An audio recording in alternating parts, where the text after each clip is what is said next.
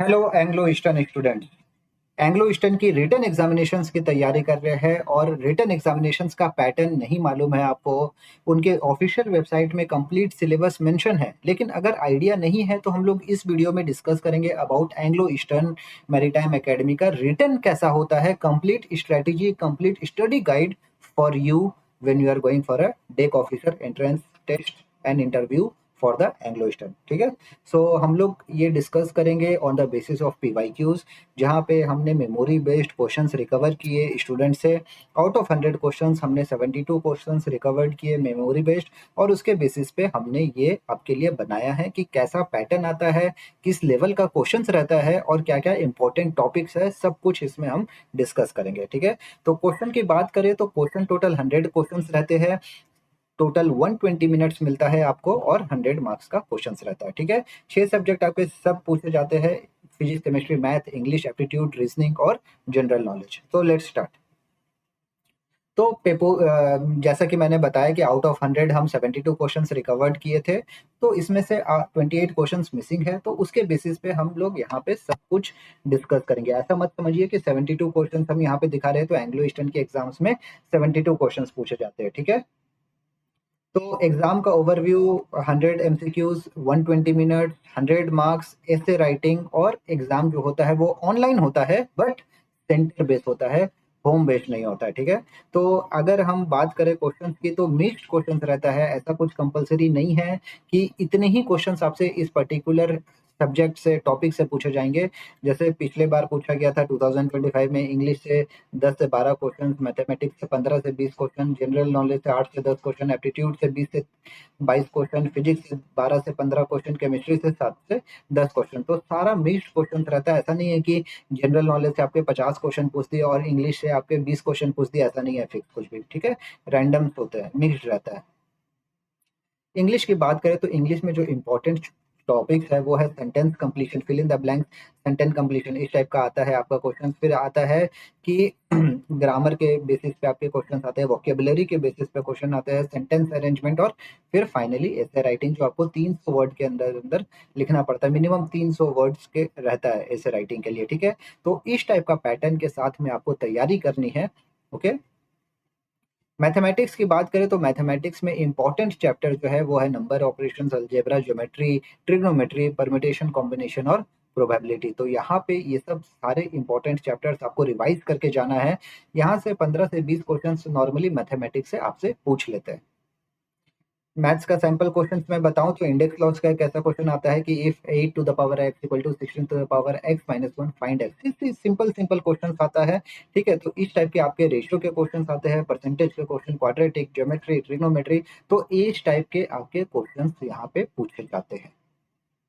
आगे बात करें फिजिक्स की तो फिजिक्स में मैकेनिक्स है, electricity and magnetism, wave optics, heat and thermodynamics, flotation, fluid mechanics, this all are the important chapters. मैं पहले भी बता रहा हूँ कि ये मैं सिलेबस नहीं बता रहा हूँ आपको, मैं आपको इंपॉर्टेंट चैप्टर्स बता रहा हूँ जो आपको लास्ट मिनट रिवीजन के लिए जाना है। ठीक है, कुछ लोगों का 15 तारीख से एग्जाम है, तो अभी आपके पास में कम टाइम है, कम टाइम में सब कुछ कवर करना है, सब कुछ रिवाइज करना है। तो हम क्या कर रहे हैं, आपको इंपॉर्टेंट टॉपिक्स बता रहे हैं। This is not a complete syllabus, this is only the important topics. तो फिजिक्स में कैसा क्वेश्चन पूछते हैं आपसे कि white light through prism which colour at the top, तो रेड होता है। तो इस टाइप से आपसे बहुत ही इजी इजी क्वेश्चन पूछते हैं। आपका वहां पे माइंड का जो फोकस है वो इम्पोर्टेंट है, ज्यादा डीप में नहीं जाना है आपको एंग्लो ईस्टर्न का पेपर के लिए, और ज्यादा टफ भी नहीं होता है। ठीक है, अगर आप अच्छे से अपना बेसिक क्लियर करके पढ़े हैं तो आपको कभी दिक्कत नहीं आएगी एंग्लो ईस्टर्न के एग्जाम्स में। ठीक है, तो इस टाइप से आपसे क्वेश्चन पूछे जाते हैं। यहाँ पे हमने एक्चुअल पेपर से कुछ सैंपल्स आपके लिए रखे हैं। केमिस्ट्री की बात करें तो केमिस्ट्री में atomic structure, state of matter, acid based salt, electrochemistry, periodic table और मटेरियल्स। तो these are the important chapters for the chemistry, जहां से क्वेश्चंस पूछे जाते हैं। 7 से 10 क्वेश्चन पूछे जाते हैं केमिस्ट्री से। एप्टीट्यूड रीजनिंग की बात करें तो वेन डायग्राम है, एक्सट्रैक्ट रीजनिंग है, स्पाटियल नेविगेशन और मैकेनिकल रीजनिंग। तो इस टाइप से आपके क्वेश्चन पूछेंगे एप्टीट्यूड रीजनिंग से, ताकि आपका वो लोग परफॉर्मेंस देखे, आपका माइंडसेट चेक करे। तो एप्टीट्यूड रीजनिंग बहुत ही इंपॉर्टेंट है, और खास बात एप्टीट्यूड रीजनिंग का है कि ये स्कोरिंग सब्जेक्ट्स है। ठीक है, ज़्यादा टाइम नहीं लगता है सॉल्व करने में, इजीली सॉल्व हो जाता है और स्कोर भी अच्छा आप यहाँ से उठा सकते हैं। जनरल नॉलेज में सिलेबस की बात करें तो capital currencies, ocean seas, major ports, waterway, geographical lines, ये पूरा का पूरा सिलेबस है आपका। अगर बात करें हम कैसा क्वेश्चन पूछते हैं तो ट्रॉपिक ऑफ कैंसर का क्या लैटिट्यूड है, स्वेज कैनाल का कब हुआ था 40 सेंचुरी में, Egypt was the first country to dig a canal, ship का इंटरनेशनल स्टैंडर्ड्स कैसा होता है, जापान के 4 मेन आइलैंड क्या है। ठीक है, तो इस टाइप से आपके क्वेश्चंस पूछे जाते हैं जो आपको पढ़ना है, बिना पढ़े कुछ भी हासिल नहीं हो सकता है, पढ़ना आपको जरूरी है।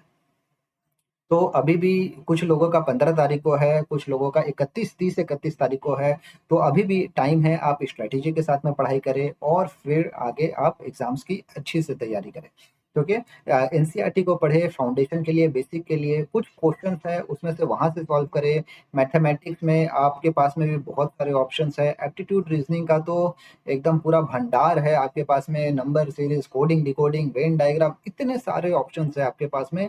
मॉक टेस्ट लगाइए, एंग्लो ईस्टर्न की प्रैक्टिस करिए, ठीक है, इंटरव्यू प्रैक्टिस करिए, ऐसे राइटिंग प्रैक्टिस करिए। तो सारे के सारे चीज अगर आप प्रैक्टिस करेंगे टाइम टू टाइम, हर एक हफ्ता एक एक टारगेट करिए, एक एक दो दो सब्जेक्ट को टारगेट करिए, तो आपका ये कंप्लीट हो जाएगा। ठीक है, तो एग्जाम्स की बात करें तो टाइम मैनेजमेंट आपको ध्यान रखना है कि 120 मिनट में आपको 100 क्वेश्चन सॉल्व करना है, तो अप्रोक्सीमेट आपको 1 से 1.5 मिनट का टाइम रखना पड़ेगा।